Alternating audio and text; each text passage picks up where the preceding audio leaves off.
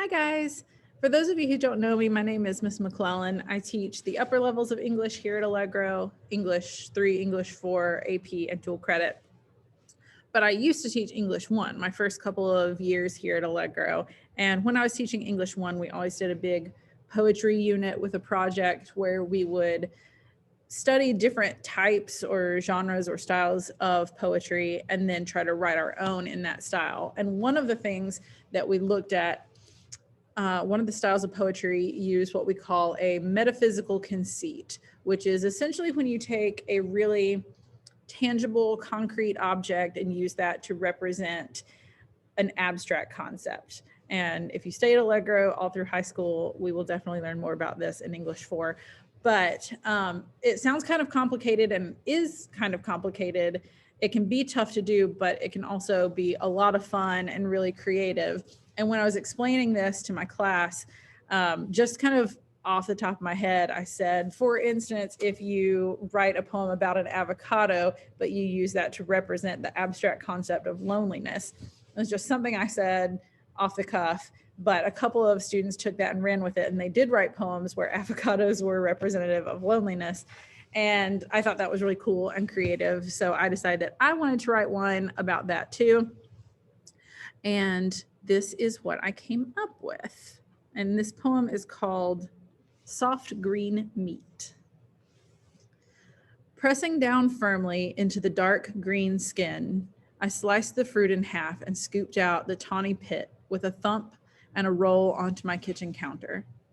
Full of soft green meat, but a hollow where the heart should be. Like the glass that is sometimes half full, sometimes half empty, it is both one thing and the other, whole and part, filled and depleted. Homesick for someone, and yet so close, we share the same sublunary skin. How can I be so full of something and still feel like I'm not that thing at all?